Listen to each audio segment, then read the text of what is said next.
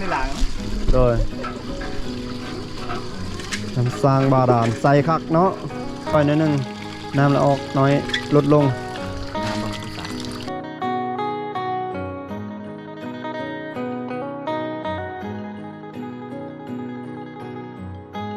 รุ่นนะหัวตัด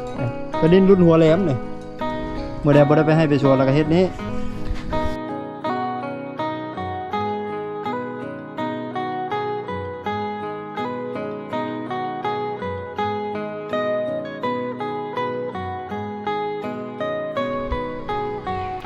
หยาดเดียวเบิ่งขึ้นดีกว่าเอาเขาใส่มาดิเอาทายสบายดีสวัสดีในยามตอนเช้าๆทุกดีตอนเช้าทุกคนเลยโดยตอนนี้อยู่ที่บ้านบ้าวขี้บ้านป้าทุกคนเลยอยู่ที่บ้านบ้านแกงใช่ไหมบ้านแกงเจ๊บ้านแกงเจ๊สมซื่อบ้านป่าชนบททางตอนใต้ของเมืองเซปูนใต้แห้งนะทางนี้เลยใกล้จะฮอดเขตเสด็จเมืองพีนหมดแล้วแอกซอนอาเขตทุกคนเลยกำลังตื่นนอนตอนเช้าเลยบรรยากาศยังชีคึมๆอยู่ตอนนี้เวลาโอ้น่าจะประมาณ6 โมงย่างนี่แหละประมาณ6 โมงย่างตอนเช้าเขาว่าจะไปอาบน้ำนอนดึกประมาณ1 โมงประมาณตี 1และเมื่อคืนนี้ตาตูบตาปูพี่น้องเลยอัดคลิปมาแล้วก็ต้องตัดไปเนาะตัดแล้วเอ็กพอร์ตออกเป็นหมู่บ้านที่ว่าบ่มีสัญญาณโทรศัพท์มือถือแล้วอยู่ในใดยากขนาดเลยคืนอินเทอร์เน็ตนี่ยากไฟฟ้าบ่มีแล้วก็น้ำประปาก็บ่มีเขาต้องไปใช้น้ำบาดาลเขาจะไปล้างน้ำอยู่ล้างนาอยู่น้ำบาดาลนั่นแหละจุดนี้บ่นั้นเขาจะปีนขึ้นใช้อินเทอร์เน็ตนี่ต้นไม้พุ่นจะพอได้มีแน่นิดนึงนะเขาตามเขาจะพุ่นแล้วเนาะปุ๊กเดี๋ยว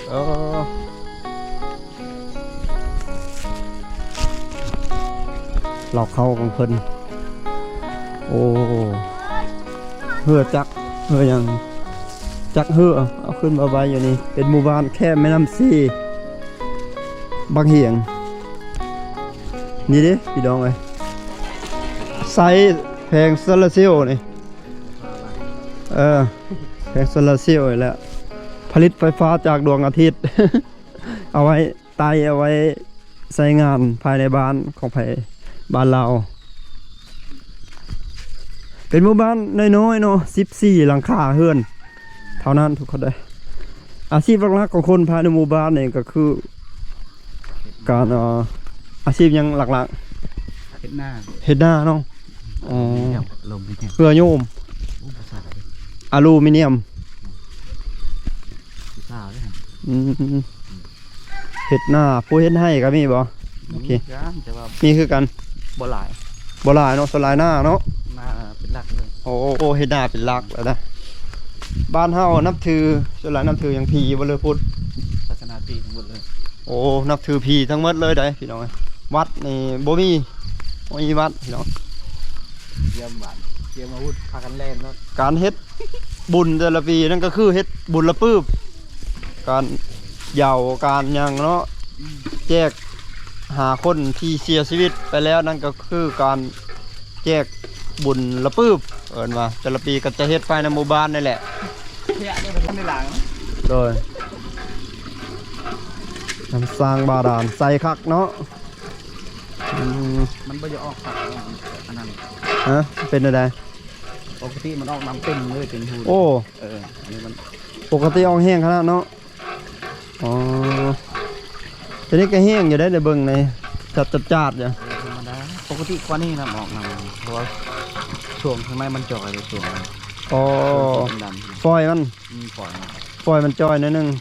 น้ำละออกน้อยลดลงน้ำบ่สาวน่ารักสาวน่าฮักประจำหมู่บ้าน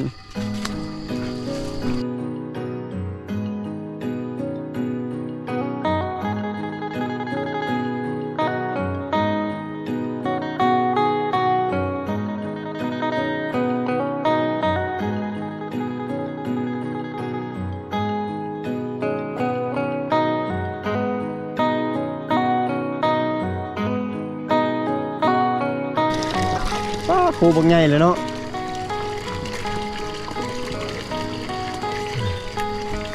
ไปแล้วบรรยากาศในยามเช้าๆประมาณนี้ทุกคนได้ให้คนไปก่อนปุ๊บ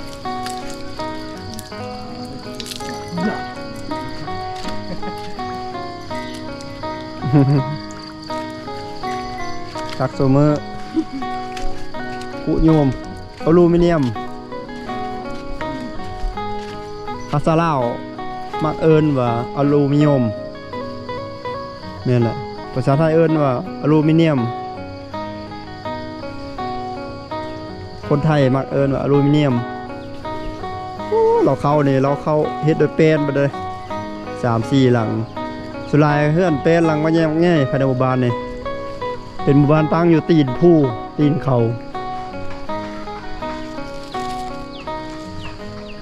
ใหญ่คักเลยเฮือนหลังนี้ตัวนอนอยู่เฮือนบ้าวเข้บ้านป้าเมื่อคืนนี่รับฟันดีคักอะไรอากาศก็เย็นบ่ได้เปิดแอร์ มีแต่ใช้แอร์ธรรมชาติพี่น้องเอ้ยบรรยากาศวิถีบ้านนอกบ้านนาของเฮาเนาะ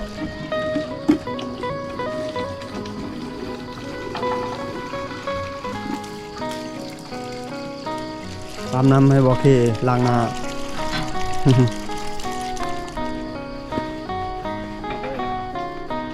สาวน้อยบัดป่ามาตักน้ำบาดาลในตอนเช้าถ้าตกฤดูแล้งแม่น้ำซีมันใสเพิ่นก็จะลงไปตักน้ำซีจนนึงแล้วก็ลงไปอาบน้ำซีใส่น้ำซีซักเครื่องซักของอยู่น้ำซีก็สิสบาย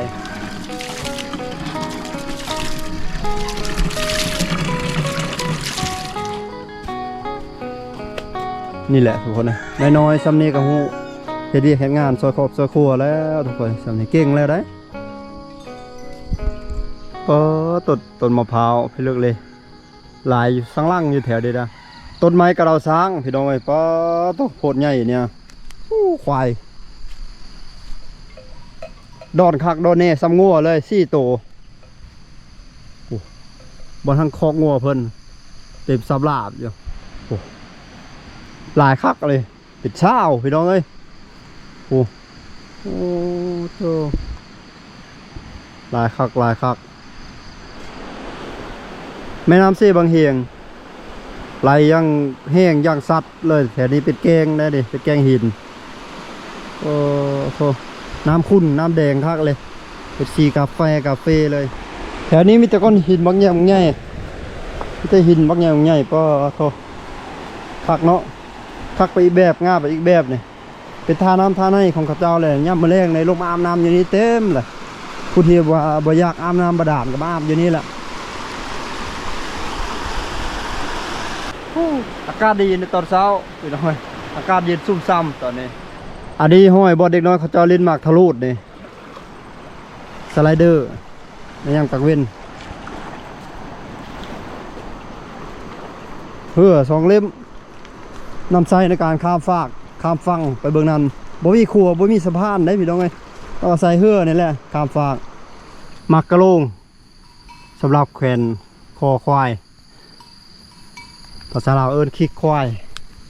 ข้างในเฮ็ดด้วยไม้ข้างในเฮ็ดด้วยอลูมิเนียมบัดเพิ่นเสียบไปเลี้ยงไปปล่อยกะมัดตัวนี้ใส่แล้วดังกลงคักอะไรต้นไม้กระดาวซางตัวใหญ่เฮ็ดเพดานเฮือนงามขนาดใดบรรยากาศยังมืดอยู่ตอนเช้าเต็มกองแต่ล่างบรรยากาศของหมู่บ้านคักเครื่องปั่นเข้าเครื่องนวดเข้าเนี่ยของเวียดนามเลยแต่จักนี่มันจักจีนแต่ที่6 สีเข้าอะไรนี่บางคนก็ใส่6 สีแบบนี้ได้นี่เครื่องนี่คือซีเมนรุ่นคูบาต้าอะไรเด้รุ่นทอรถอดทนขนาดอะไรเด้โอ้ฝามันน้ำเปิดทาวอดเลยโอ้คนตำหูกนำได้มีเบมัดอยู่กองตาราง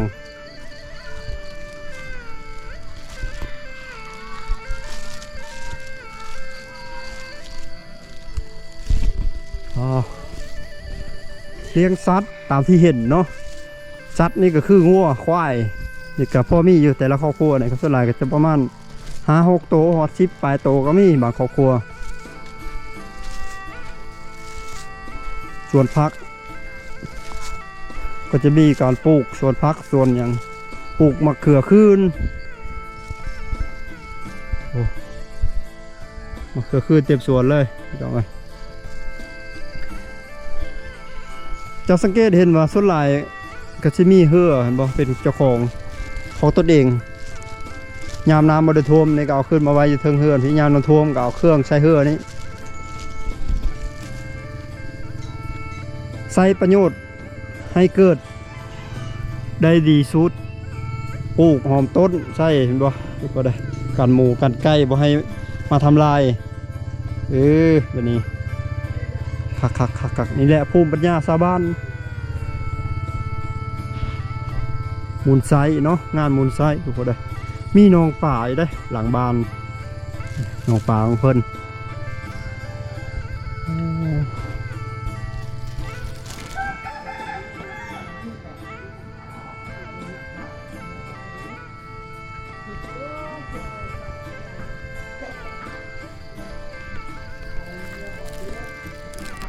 ตามทางเบาขี้คนบ้านป่าเพิ่นได้ว่าให้ฟังว่าโรงเรียนนี่จะไปเข้าอยู่บ้านละออไปนี่ประมาณ 2-3 กิโลเมตรอีกเลยมีตั้งแต่ป .1 ฮอดป .5 ทุกคนได้ส่วนม .1 นี่จะได้ไปเข้าอยู่พุ่นโรงเรียนบ้านแกงกี่ทั้งพุ่นและทั้งนอกพุ่นละม .1 ม .2 ม .3 ม .4 ม .5 ม .6 กับพุ่นเข้าในเมืองพุ่นละสำหรับสุขศาลาหรือว่าห้องหมอน้อยนะจะไปเข้าอยู่สุขศาลาโพไซบ้านโพไซไปนี่ประมาณ 5-6 กิโลเมตร 7 กิโลเมตรนี่แหละทุกคนเลยแต่ว่าเส้นทางนี่มันจะคดไปตามผู้ตามเขาเนาะและถ้าผู้ใดบ่อยากไปสุขศาลาอยู่บ้านโพไซก็จะไปห้องหมออยู่ในเมืองพุ่นเลยอาจจะประมาณนั้นเนาะและจุดนี้พี่น้องไงจุดนี้คือจุดที่เพิ่นยางหน่อไม้แห้งแถวนี้ยางหน่อไม้แห้งได้ดิแต่ว่าช่วงนี้ฤดูกาลเฮ็ดหน่อไม้แห้งนี่ถือว่าจักมืดเลยได้โอ้หลอกเขาเพิ่นกำลังเฮ็ดไม้พี่น้องกำลังสิแล้วเลยได้นี่กำลังสิได้ใช้งานแล้วยังมุงกระเทิบนี่นิดนึงนี่ทันมุงตัวนี้นี่เขาตีกอกล็อกนี่กระปางระเบิดเห็นหลายแล้วเฮ็ด2แล้วอยู่ตารางเฮือนบ่เคก็เห็นอันนึงปกติมันจะมี2 อันกวบใส่กันได้จะมีอีกข้างหนึ่งกวบใส่กันแต่ก็มีลูกระเบิดน้อยๆเป็นบอมบี้น้อยๆเต็มอยู่ในแหละเขาทิ่มลงมาแต่ย่นแต่เครื่องบินแล้วก็มันกระแตกกระจายไอ้ต้นมะเพชรตัวนี้น่าจะเป็นยาสำเร็จได้นี่ต้นบักใหญ่มีมะขั่วนำอีกนี่เป็นมูลไซเนาะถ้าว่าปลูกอยู่ลุ่มนี่บ่ได้หมูหลายพี่น้องหมูเฮ็ดแล้วแหละบ่ได้กินย้อนเนาะคันปลูกอยู่ลุ่มก็ได้คือกันต้องให้ได้เฮ็ดหัวแบบนี้ดีๆเฮ็ดบ่ดีกับหมูดุดคู่ตั้งน้ำตักในนี่เฮ็ดอลูมิเนียมสร้างสมัยเก่าได้ตีเอาปลูกผักบัวหรือว่าหอมต้นแต่หลังคาเฮือนจะใช้โซลาร์เซลล์บัดนี่บ่าวสาลีบ้านป่าเพิ่นก็เลาะผู้สาวตักน้ำอยู่มาผู้สาวตักน้ำบ่แม่เลาะหาผู้สาวตักน้ำอยู่จะสิแบกน้ำซอยผู้สาวบ่ซอยกันเห็นนะซอยแล้วค่อยไอ้เราซอยเนาะว้าวตัวบัสลีบ่ได้ปีนขึ้นไปลองผมบ่นี่เมื่อยเลยโอ้เขาขึ้นได้ดีด้ะบ่เขาจะขึ้นไปใช้อินเทอร์เน็ตแล้วนี่แต่ก็บ่แห้งนะประมาณขีด 1-2 ขีดนี่แหละอย่าถึงนี่โอ้โหดอันนั้นแหละปกติจะตำข้าวปุ๊กปักเลยแต่วันนี้นี่บาลัดตื่นบ่ทันคือสิแม่นตื่นบ่ทันยังเห็นนางนึงตำอยู่ลุ่มหั่นนักสาวเขาดังตำอยู่ลุ่มแล้วก็พอดีบาลัดมาเราก็แล้วก็ไปให้เลยเขาตื่นใน6 โมงย่างนี่เขาไปให้จนจะเบิดควายปลูกอย่างนี้เสียวมาเบิ่งบรรยากาศหน้าบ้านบ่าวขี้บ้านป่าทุกคนเลยถือว่าปลูกต้นไม้ต้นตอกเนาะที่หวังให้ผลผลิตต้นมะยมเพิ่นปลูกหน้าบ้านของเพิ่นต้นมะม่วงอันนี้ อันนี้ต้นหมักตะกบต้นหมักหุ่งอยู่หันแม่นบ่ต้นหมักหุ่งปลูกออมเลย มีการจัดสรรอย่างเป็นระเบียบอยู่ค่อนข้างเป็นระเบียบอยู่บอนนี้อันที่ว่าเมื่อกี้นี่แหละทุกคนเลยเพิ่นปลูกหอมต้นปลูกอย่างเป็นวานเป็นอย่างอะไรนี่กระปางระเบิดบบบีเอามาหมุนใช้ให้เกิดประโยชน์สูงสุดดอกแล้วบอกเด้เปื่อยละใช้ดิมกินมันมีต้นมะเขียบน้อยหน้าบอดตากเราไม่แหงยางเราไม่แหงแล้วนี่รถจักรบาวซารี่นี่ส่วนรถจักรบาลัดจอดไว้อยู่กองตารางนะนอนเมื่อคืนนี่ครับนอนรับคักปาดอย่างเนาะเมื่อยบืนตะฟางเซ่เด้ เมื่อยบืนนั่นแหละที่ดินทรายนะไปให้ไปโฉดละปลูกผู้นี่โอ้เพิ่นมักปลูกขนาดเลย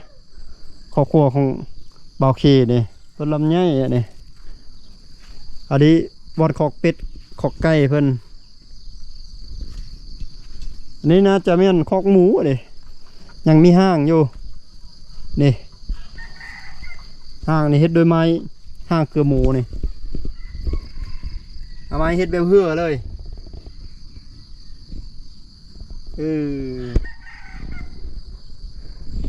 มุ้งอันนี้ก็อลูมิเนียมครับแม่มุ้งเนี่ยโอ้ขอบอกเคว่าธรรมดามุ้งหลังคาคอกหมูคักจ้ะเพื่อนหลังบักใหญ่เลยเพื่อนบอกเคป้าตุ๊มีอีกไหลลิดผ่านภูเขา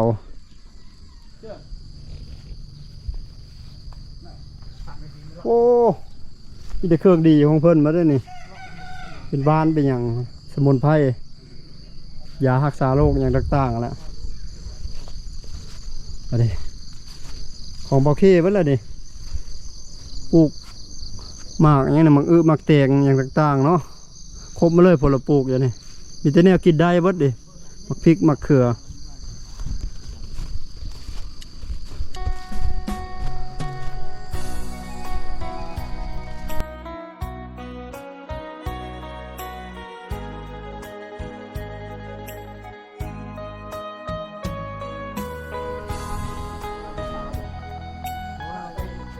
โอ้หกสีน้อยใส่แบบนี้เลยไม่ไหม้เลยอันนี้กันไว้ให้หมูเข้าไปดุดเครื่องนี่แหละพจักตอกเลยตอกเอาไว้มัดนั้นมัดนี้สุกใส่มัดเข้าอันนี้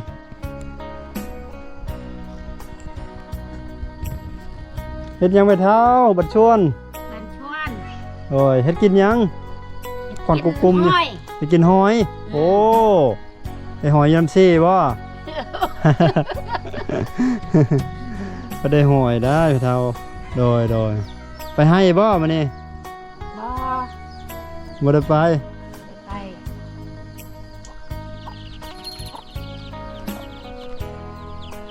กินยาเซลหมู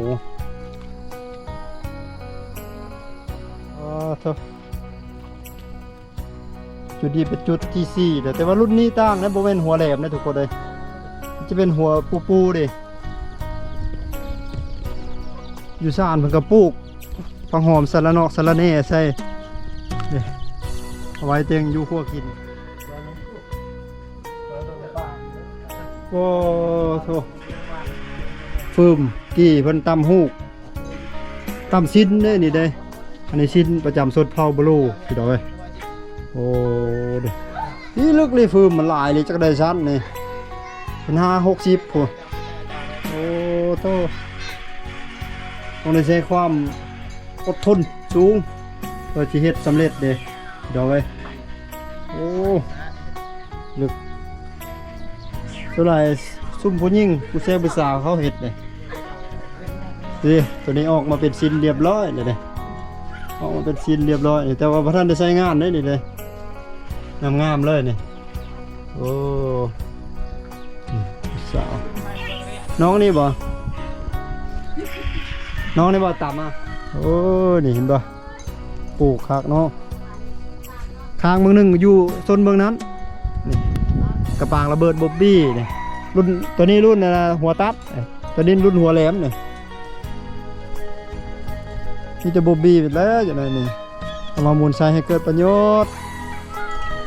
เอ้ย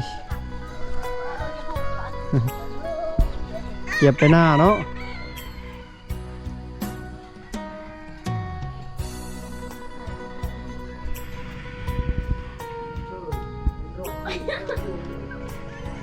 โอ้เป็นน้องเห็ดเนาะ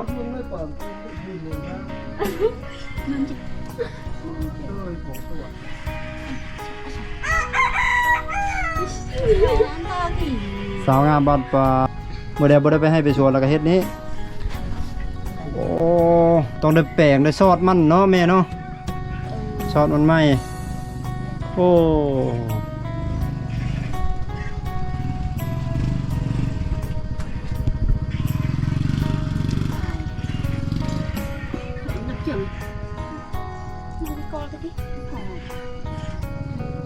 อันนี้จะเป็นขายแมทเท่าไหร่นี่เนาะขายเป็นตอนบ่งามเลยไหมมัน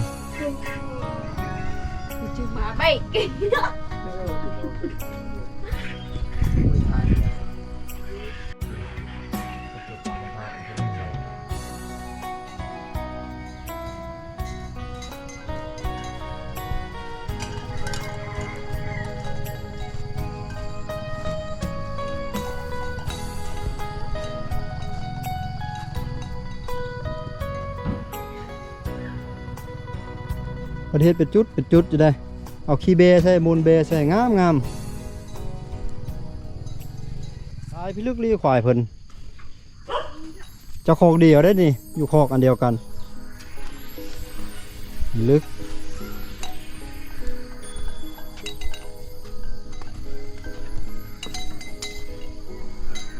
ลายคัก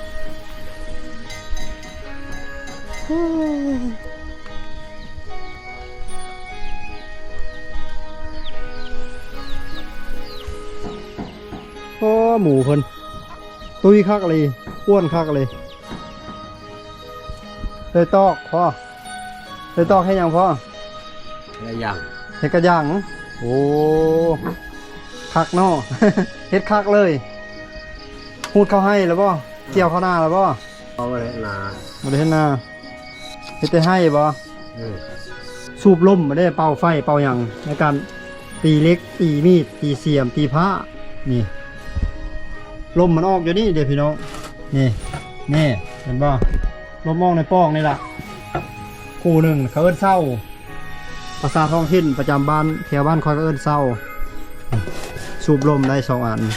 อันนี้เป็นเครื่องเก่าโบราณเนาะอันนี้อลูมิเนียม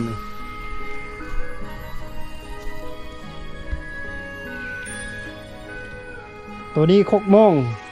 คกตามเข้าโดยตีนเดี๋ยวดิใช้ตีนเยียบแม่นเนาะโอ้เอาเข้าใส่อยู่นี้มันบ่โอเคโอ้เหยียบเอาเลยรุ่นนี้เนาะอย่างพวกก็เห็นภายในหมู่บ้านนี้อันนี้เสามันนี่เสาค้ำมันเล็กเนี่ยเข้าใส่เห็นยังนี่ยึดตัวนี้ไว้บ่ทำไว้เนาะโอ้เขาค้ำตัวนี้ไม้เสา2 เสาเนี่ยยะออกจากกันโอ้นี่ภูมิปัญญาชาวบ้านพี่น้องเอ้ยบ้านนี้ยังพบเห็นอยู่แต่เก้าบ้านเบาลัดก็มีแต่ว่าเดี๋ยวนี้บ่เห็นแล้วหายไปเบิ่งแล้วสีมันเลยเด้ขออนุญาตเดียวเบิ่งขึ้นดีกว่าเอาเข้าใส่เอาดิ โอ้โห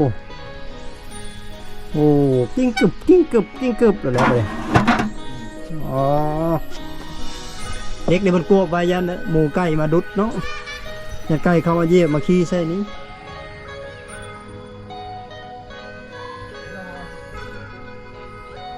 เพื่อดูมิโยมมันดีเนียมอลูมิเนียมเก็บเอาชิ้นส่วนเศษเหลือจากสงครามแต่เก่าแล้วมาเฮ็ดให้เกิดประโยชน์มันก็คือมาเฮ็ดเหือเดี๋ยวเลยนำบริโภคมาขึ้นมาไว้อยู่เทิงเฮือนยุดประจำการอยู่หมู่บ้านนี่กระปางระเบิดเฮ็ดบอนเกลือไก่เกลือหมูใช่เลยปลูกผักเนาะอยู่นี่ โอ้เพิ่นปลูกผู้ข้างผู้เต็มเลยอยู่บนนี้สมุนไพรอย่างต่างๆตัวนี้ถือว่าเป็นซ่านเอิ้นว่าซ่านอยู่เทิงเฮือนครัวแต่งอยู่ครัวกินอยู่นี้ล้างผักล้างหญ้าล้างถ้วยล้างจานนี่บรรยากาศหมู่บ้านทุกคนได้เอาสำหรับวิดีโอนี้ก็จะได้ชิ้นชุดเพียงเท่านี้แล้วเดี๋ยวเราก็สิปั่นเข้าอยู่เฮือนเบาเคนี่แหละเพิ่นกำลังจัดแจงพาเข้าพาหยังเนาะปั่นเข้าแล้วเราสิเดินทางต่อไปหมู่บ้านข้างหน้านี้เพื่อตามติดวิถีชีวิตของพี่น้องสดเผาอยู่แถวนี้เนาะว่าเขาเจ้าเฮ็ดหยังในตอนสายๆเนาะสำหรับวิดีโอนี้ฝากทุกคนกดไลค์กดติดตามกดแชร์คอมเมนต์เพื่อเป็นกำลังใจให้บรรลัดเฮ็ดคลิปในครั้งถัดไปเนาะที่ตามเส้นทางการเดินทางของบรรลัดได้ในคลิปถัดไปคลิปนี้ขอเข้าว่าสบายดีสวัสดีบ๊ายบาย